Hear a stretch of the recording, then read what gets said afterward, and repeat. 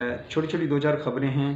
पहले तो ये सबसे बड़ी ख़बर जो पाकिस्तान के न्यूज़ चैनलों पे तूफ़ान बनी हुई है कि दो वज़ीरों ने जो एक वफाकी और एक सूबाई वज़ीर ने इस्तीफ़ा दे दिया है। जनाब अयाज सादिक साहब हैं, वफाकी वज़ीर बराए इक़्तिसादी अमूर थे, इन्होंने इस्तीफ़ा दिया है। और एक सूबाई वज़ीर थे ख्वाजा साद रफ़ीक के भाई सलमान रफ़ीक साहब, उन्होंने भी अपने ओहदे से इस्तीफ़ा दे दिया है। तो गवर्नर ने और वज़ीर आज़म पाकिस्तान ने उनका इस्तीफ़ा फौरी तौर पर कबूल कर लिया है। इब्तदाई वजह ये बताई जा रही है कि चूँकि सरकारी ओहदा होने की वजह की बिना पर, वज़ीर होने की बिना पर, वो ज़िमनी जो हल्के हैं जहाँ इंतखाबात हो रहे हैं वहाँ कैंपेन नहीं कर पा रहे थे, इलेक्शन कमीशन की कदगन थी, तो इसीलिए उन्होंने अब इस्तीफ़ा दे के अपना दूसरा मैदान में आने की ठान लिया है। अब उनके पास जादू का चिराग है, वो आवाम के पास जाएंगे, डोर टू डोर जाएंगे और आवाम की जो राय है वो ज़रूर तब्दील कर देंगे। और आवाम जो है अब जो पाकिस्तान मुस्लिम लीग के फॉलोअर्स हो जाएंगे और उनके वोटर सपोर्टर हो जाएंगे। हमारे पास अगली खबर राना सनाउल्लाह से मुतल्लिक है। आज ईद का दिन था, ईद के दिन भी उन्होंने आवाम को मायूसी के सिवा कुछ नहीं दिया। आज भी उन्होंने गोले ही दागे हैं। ख़ुद को वज़ीर दाखिला कहलवाते हैं लेकिन उनका बिहेव वज़ीर जंग जैसा है। बाद अज़ नमाज ईद उन्होंने कहा है कि IMF ने हमें नाकों चने चबवा दिए हैं। IMF हमें मुख्तलिफ़ किस्म की शराइत रख देते हैं जिन्हें हमारे लिए मानना और मुमकिन नहीं होता, लेकिन फिर भी हम IMF की तमाम शराइत को पूरा कर रहे हैं। इसके बावजूद भी हमें महज 90 करोड़ डॉलर का जो कर्ज़ा देना था वो नहीं मिल रहा। और उन्होंने बयान देते हुए कहा कि ये सब किया दरा इमरानी हुकूमत है। इमरान खान की हुकूमत ने जो IMF से मुआहदे किए थे उनकी बिना पर आज हमें इन सारी मुश्किलात का सामना करना पड़ रहा है। हमारे वज़ीर दाखिला साहब से नहायत एहतराम से ये अर्ज़ है, क्योंकि सवाल करना तो इस मुल्क में गुनाह है, तो सवाल करने वालों का जो हशर है वो तो इमरान रियाज़ खान जैसा होता है, समी इब्राहिम जैसा होता है। तो सवाल करने से तो ग्रेज़ ही करना चाहिए। गुजारिश ही है जो हम कर सकते हैं कि इमरानी हुकूमत ने कौन सा IMF से मुआहदा किया था, आपने आवाम के सामने अभी तक क्यों नहीं रखा। हालांकि ये आपके एक सियासी फ़ायदे की वजह बन सकता था। जब आप अपोजिशन में थे तब भी आपने IMF से होने वाले इमरान खान की हुकूमत के जो मुआहदे हैं उनका सिर्फ तज़किरा ही किया था, उनकी तफसीलात हैं जो आवाम के सामने नहीं रखी थी। तो ये तो अब एक महज सियासी बयान है कि इमरान खान की हुकूमत ने IMF से मुआहदे किए। इमरान खान की हुकूमत ने IMF से मुआहदे नहीं किए। IMF आपसे मुआहदे नहीं करता। IMF आपको डिक्टेट करता है और आपको हर लिहाज से उसकी डिक्टेशन कबूल करना पड़ती है। अब वो जो आपसे डिमांड रख रहे हैं, जो डिमांड बज़ाहिर वो कह रहे हैं वो डिमांड्स नहीं हैं, पसे पर्दा जो डिमांड्स हैं जो कि असल अमेरिका और यूरोप की डिमांड्स हैं, आपने उन डिमांड्स को पूरा करना है। जब तक आप वो डिमांड्स पूरी नहीं करेंगे तब तक आपको IMF से कर्ज़ा मिलना मुहाल है। आपको IMF से कर्ज़ा नहीं मिलेगा। ज़र मुबादला के ज़खायर तेज़ी से गिर रहे हैं। आपने जो भी फ़ैसला करना है वो जल्द करना है। आवाम पर जितना बड़ा भी महंगाई का बम आपने ऐलान कराना है वो आपको इन्हीं अयाम में कराना होगा। इसके बाद जो तीर कमान से निकल जाएगा। श्रीलंका से खबर है, वहाँ पर अवामी हंगामों के बाद सदर महिंद्रा राजा पाक्से ने इस्तीफ़ा दे दिया है और वज़ीर आज़म ने भी इस्तीफ़ा दे दिया है। एक अबूरी सेटअप ने वहाँ का इंतज़ाम व इंसराम संभाल लिया है। इस वक्त आवाम सड़कों पर है और फ़ौज जो है उसने सदारती महल को घेरा हुआ है। तो पाकिस्तान में भी जो माहिरीन कहते हैं कि 70 साल में पाकिस्तान को इस वक्त 70-75 साल में पाकिस्तान को इस वक्त सबसे ज़्यादा डिफ़ॉल्ट होने का जो ख़तरा है वो अब मौजूद है। अब अगर बर वक्त इक़दामात ना किए गए तो खुदा न खास्ता हमारी ये तमन्ना नहीं है, हम एक ख़दशा बयान कर रहे हैं कि पाकिस्तान का हाल भी श्रीलंका वाला हो सकता है। एक छोटी सी मिसाल देते हैं। ख़ित्ते में एक मुल्क है अफ़गानिस्तान और वहाँ पर इस वक्त तालिबान की हुकूमत है। दुनिया की किसी भी हुकूमत ने उन्हें रिकॉग्नाइज़ नहीं किया, तस्लीम नहीं किया। इसके बावजूद भी وہاں پر جو ریال ہے 90 افغانی کے برابر ہے۔ بنگلہ دیش کو دیکھ لیجئے، 1971 میں ہم سے آزاد ہوا اور ہمارے سیاستدانوں کی ناعاقبت اندیشی کی وجہ سے ملک دو لخت ہوا، مشرقی پاکستان بنگلہ دیش بن گیا۔ اس کی کرنسی کا نام ٹکا ہے۔ $1 کے 80 ٹکے ہیں، یعنی 80 ٹکوں کے برابر $1 ہے۔ بھارت ہے جہاں پر کرونا کرائسس بھی آیا اور آزادی کے بعد اس کو اپنی شرح نمو میں سب سے زیادہ گراوٹ کا سامنا ہے۔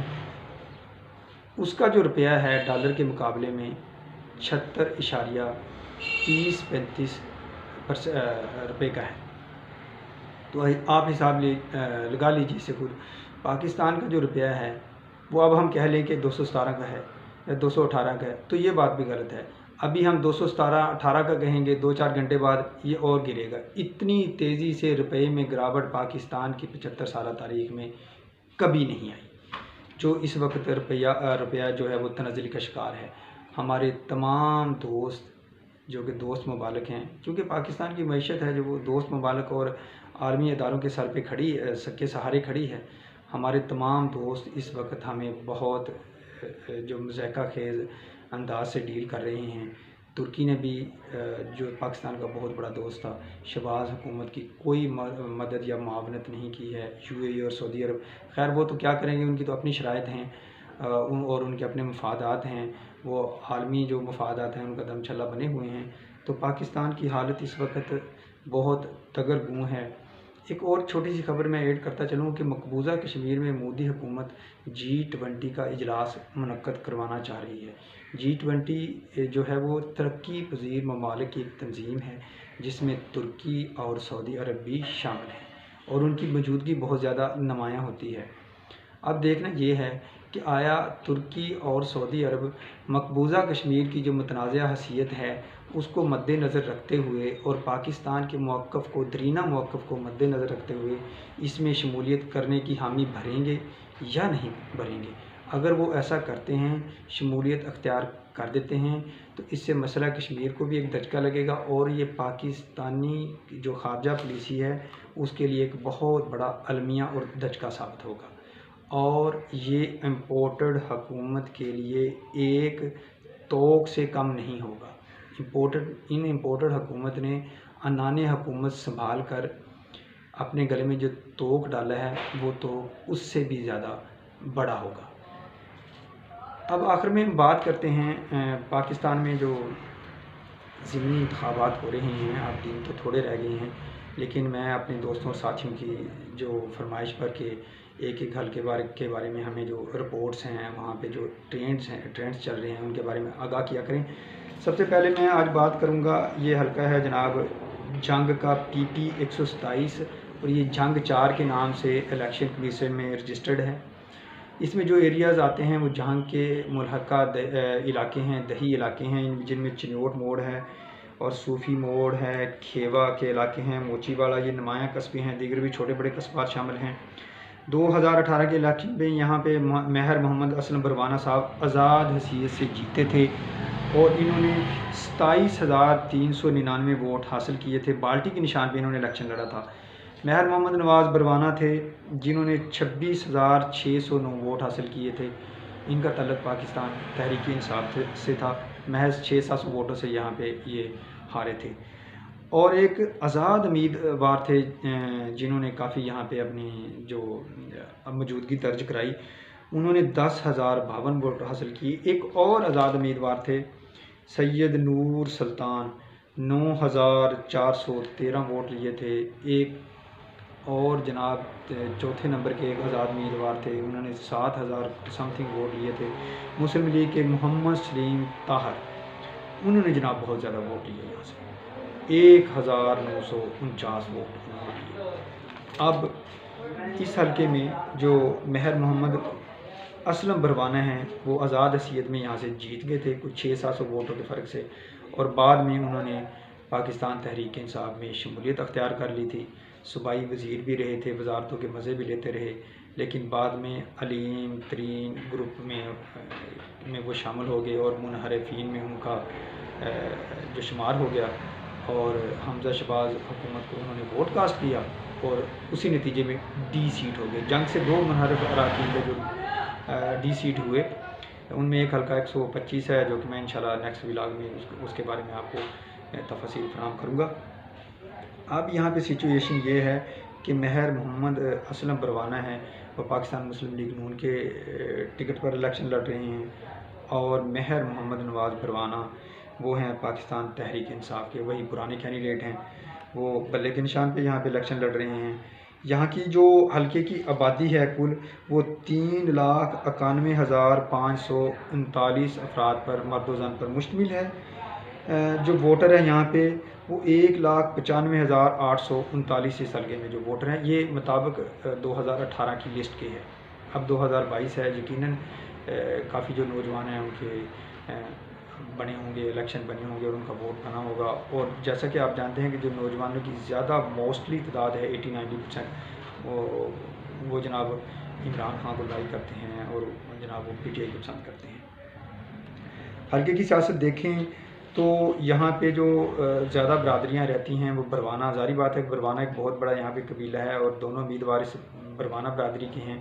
اس کے علاوہ یہاں پہ سیال, شیخ, راجپوت اور ارائیں بھی کافی میننگ فل اپنا ان کی جو موجودگی ہے یہاں پہ ہے وہ بھی ہیں اور وہ بھی ان انتخابات میں اثر انداز ہوتے ہیں. جناب ایک یہاں پہ جو پرائیویٹ چینل ہیں ان کے جو جائزے ہیں ان کے مطابق PTI اس وقت جو اس کے جیتنے کے امکانات ہیں وہ 64% ہیں, پاکستان مسلم لیگ نون کے 29% ہیں اور 7% ایسے لوگوں کی تعداد جو کہتے ہیں کہ ہم نے کسی پارٹی سے کو ووٹ نہیں دینا. یہ وہ متنفر لوگ ہیں یا جسے کہہ دیجیے کہ یہ وہ ووٹ ہیں کہ جو کہ سوئنگ کر جاتے ہیں اور پولنگ کے دن یا پولنگ سے چند دن پہلے یہ اپنا فیصلہ کرتے ہیں یا اپنی رائے بدل لیتے ہیں یا کسی کے ساتھ اپنی رائے جوڑ لیتے ہیں. یہ وہ لوگ ہیں. اب پہلے الیکشنز میں 2018 یا اس سے پہلے یہ ہوتا تھا کہ دیہی حلقوں میں زیادہ ووٹ برادریوں کے ہوتے تھے تو اپنی برادریوں کے ساتھ لوگ چلتے تھے اور گلی نالی سولنگ ان کا ووٹ ہوتا تھا. لیکن اب ملک میں مہنگائی کا ایک بہت بڑا کرائسس چل رہا ہے. غریب عوام سب سے زیادہ ہمارا نچلا طبقہ ہے وہ اس سے متاثر ہوا ہے اور یہ فیکٹر پاکستان مسلم لیگ نون کے لیے بہت زیادہ نقصان دہ ہوگا اور الیکشن میں دیکھیے گا کہ اس کا برا اثر پاکستان مسلم لیگ نون پر پڑے گا.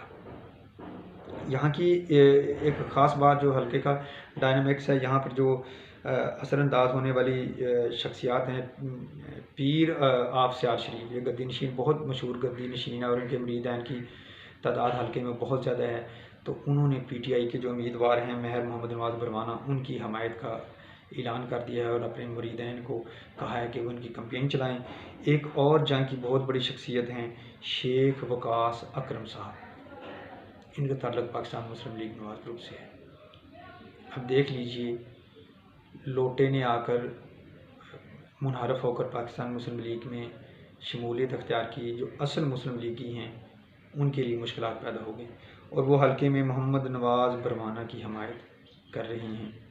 اور جو پیر آپ سیال شریف ہیں انہوں نے شیخ وقاص اکرم کو ان کی حمایت کرنے کے لیے کہا ہے.